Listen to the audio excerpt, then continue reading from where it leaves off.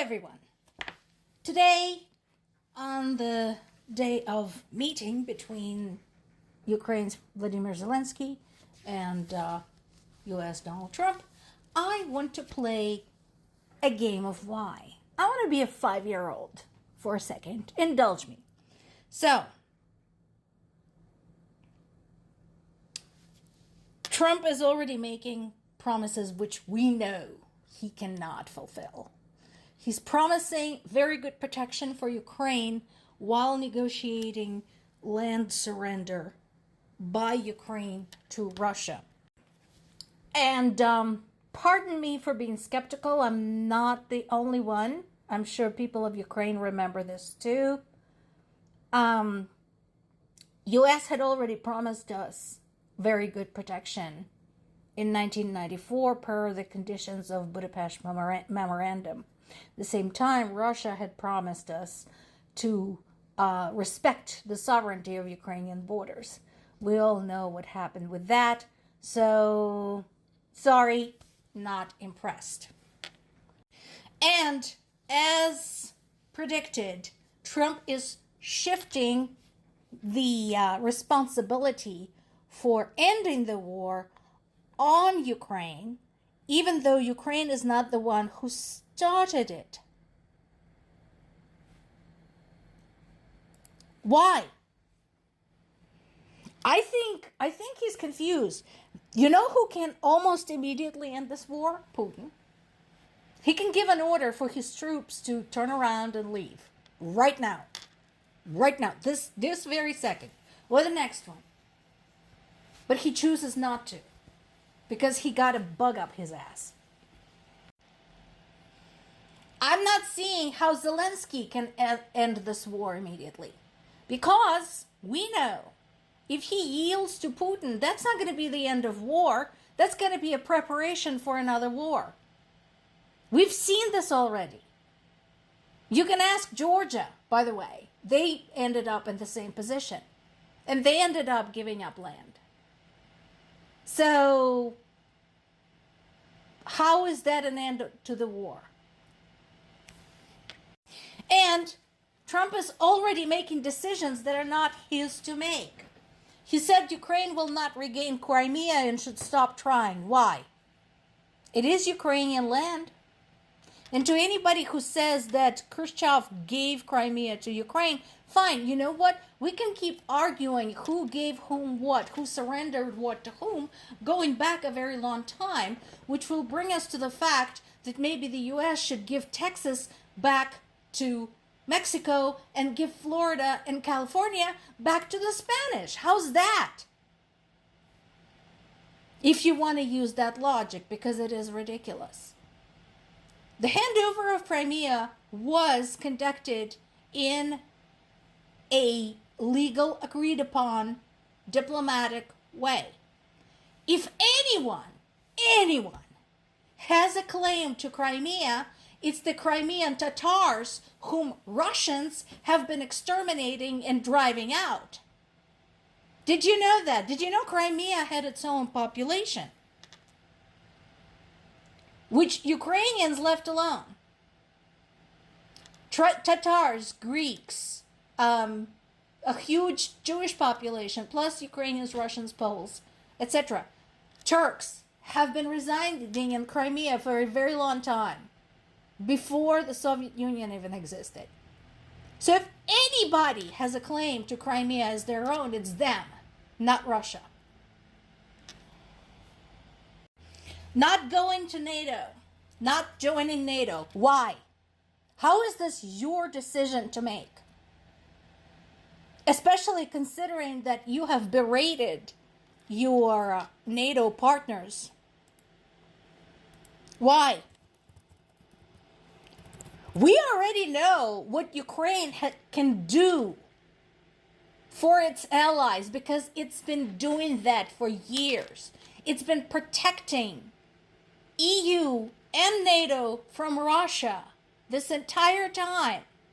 Not being a member of EU or NATO, although getting some help from them.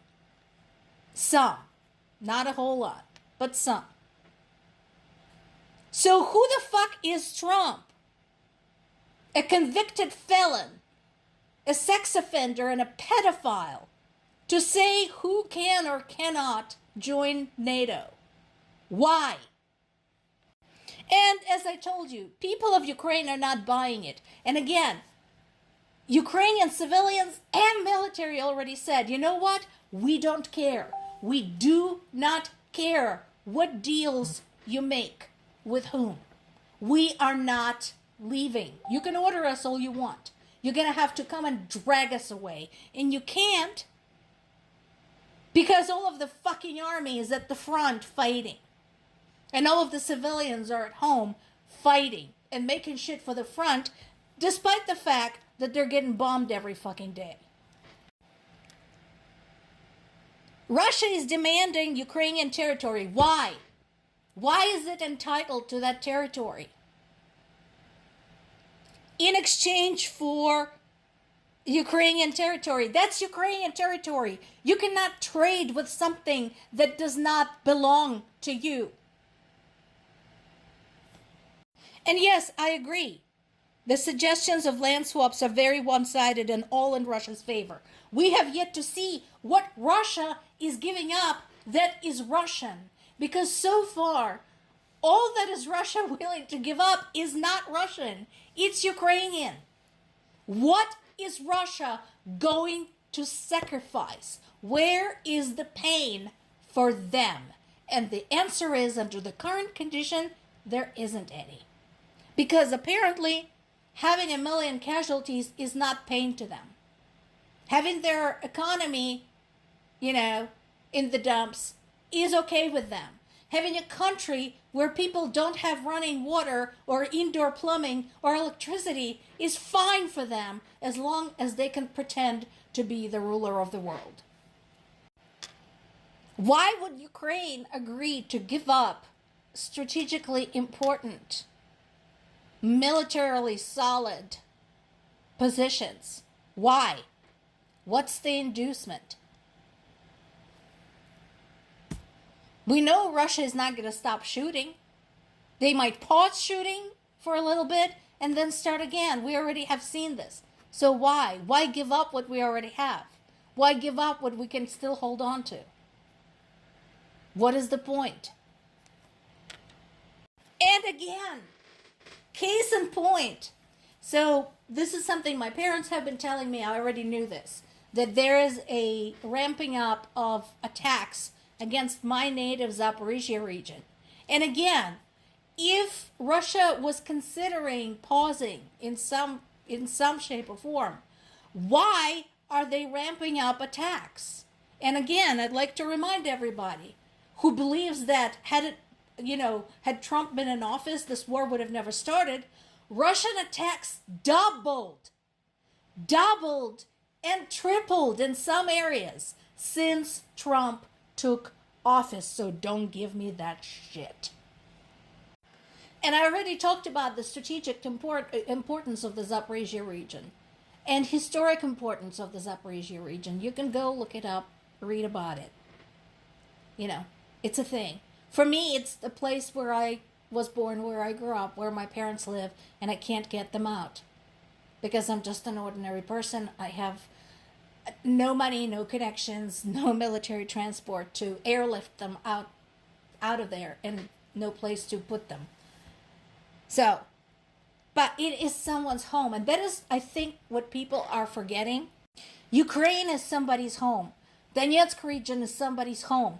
Luhansk, Kherson, Kharkiv, Sumy, Zaporizhia, Dnipropetrovsk, Kyiv, Lviv, Kryvyi Rih, Kolomia, all of these places are somebody's homes. Why should people give them up to some asshole who wants to relive the times of rise of the Russian Empire?